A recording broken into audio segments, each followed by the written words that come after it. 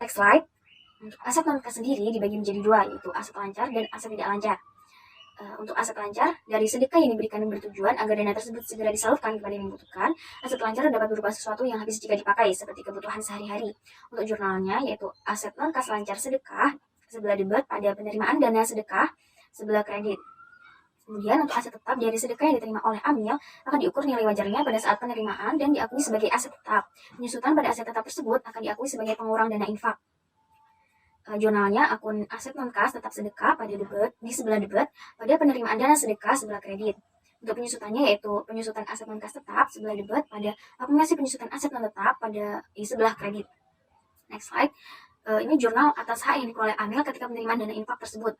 Jurnalnya yaitu akun penyaluran dana sedekah dalam kolom amil sebelah debit pada kas sedekah sebelah kredit. Kemudian ada akun kas sedekah sebelah debit pada penerimaan dana sedekah sebelah kredit. Baik, untuk penjelasan selanjutnya akan dijelaskan oleh teman saya.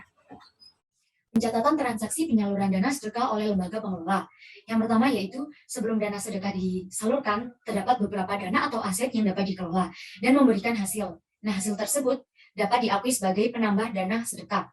Misalnya itu investasi. Jurnalnya sebagai berikut, yaitu dengan akun investasi mudharabah sedekah berada di debit dan kas sedekah berada di kredit. Selanjutnya ada kas sedekah berada di debit dan penerimaan dana sedekah berada di kredit. Yang kedua yaitu penyaluran dana sedekah akan diakui sebagai pengurang dana sedekah atau infak jika yang A yang disalurkan itu dalam bentuk kas, maka yang dicatat oleh amil itu sejumlah yang diserahkan. Jurnalnya yaitu dengan penyaluran dana sedekah berada di debit dan kas sedekah berada di kredit. Yang B yaitu jika yang disalurkan dalam bentuk aset non-kas, maka yang dicatat amil yaitu sesuai dengan nilai yang tercatat pada aset tersebut. Jurnalnya yaitu penyaluran dana sedekah berada di kredit dan aset non-kas sedekah berada di kredit. Yang C yaitu penyaluran dana sedekah di dalamnya termasuk bagian amil. Nah, bagian dana amil dapat diakui sebagai penambah dana amil. Jurnalnya yaitu penyaluran dana sedekah berada di debit, kas sedekah berada di kredit, kas amil berada di debit, dan penerimaan dana amil berada di kredit. Yang D yaitu dana sedekah yang disalurkan melalui amil lain akan diakui sebagai penyaluran dan pengurangan dana sedekah. Contohnya, tanggal 20 Maret, Lazis Al-Ihsan memberikan dana sedekah secara tunai kepada Lazis Al-Amin untuk disalurkan kepada salah satu SD yang berada di Maluku. Dana tersebut sejumlah 20 juta rupiah. Atas penyaluran tersebut, Lazis Al-Ihsan memberikan upah kepada Lazis Al-Amin sebesar 1 juta rupiah. Al-Amin menyalurkan dana tersebut pada tanggal 30 Maret. Jurnal yang harus dibuat yaitu sebagai berikut. Jurnal untuk Lazis Al-Ihsan yaitu pada tanggal 20 Maret ada akun piutang penyaluran sedekah di debit sebesar 20 juta rupiah dan kas sedekah berada di kredit sebesar 20 juta rupiah. Pada tanggal 20 Maret ada akun penggunaan dana amil atau beban upah sebesar 1 juta rupiah berada di debit dan kas amil sebesar 1 juta rupiah berada di kredit. Pada tanggal 30 Maret ada akun penyaluran dana sedekah berada di debit sebesar 20 juta rupiah dan piutang penyaluran sedekah berada di kredit sebesar 20 juta rupiah. Selanjutnya yaitu jurnal untuk Lazis Al-Amin. Pada tanggal 23 Maret ada akun kas sedekah berada di debit sebesar 20 juta rupiah dan utang penyaluran sedekah berada di kredit sebesar 20 juta rupiah. Pada tanggal 23 Maret ada akun kas amil berada di debit sebesar 1 juta rupiah dan akun penerimaan dana amil sebesar 1 juta rupiah berada di kredit. Yang terakhir pada tanggal 30 Maret ada akun utang penyaluran sedekah berada di debit sebesar 20 juta rupiah dan akun kas sedekah berada di kredit sebesar 20 juta rupiah. Kemudian penyaluran dana sedekah sebagai piutang dana bergulir tidak mengurangi dana sedekah dan belum diakui sebagai penyaluran sedekah, tetapi diakui sebagai piutang penyaluran sedekah. Jurnalnya sebagai berikut, yaitu dengan akun piutang penyaluran dana bergulir berada di debit dan kas sedekah berada di kredit. Kemudian yaitu akuntansi untuk infak atau sedekah, PSAK 109. Yang pertama yaitu penerimaan infak atau sedekah diakui saat kas atau aset non-kas diterima dan diakui sebagai penambah dana infak atau sedekah terikat atau tidak terikat sesuai dengan tujuan pemberiannya. Ada bentuk kas itu diakuinya sebesar jumlah yang diterima, sedangkan untuk bentuk non-kas itu diakui sebesar nilai wajarnya. Yang kedua yaitu penyusutan dari aset tidak lancar diperlakukan sebagai pengurang dana infak atau sedekah terikat jika penggunaan atau pengelolaan aset tersebut sudah ditentukan oleh pembeli.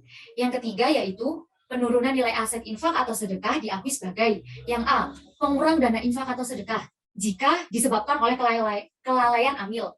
Yang B yaitu dicatat sebagai kerugian dan pengurang dana amil jika disebabkan oleh kelalaian amil.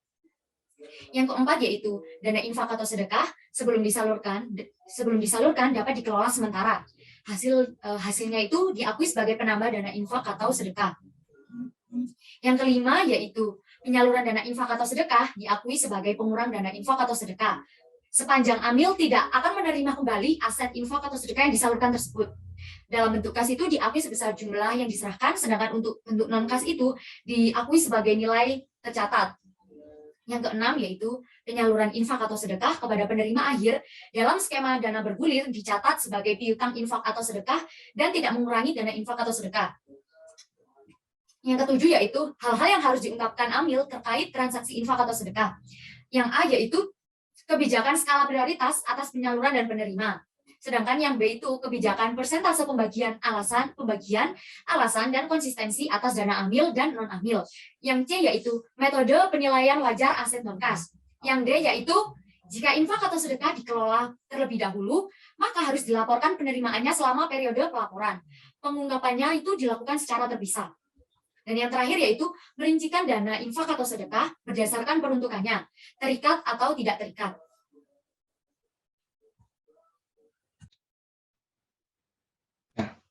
Selanjutnya adalah organisasi zakat infak dan sedekah atau disingkat ZIS.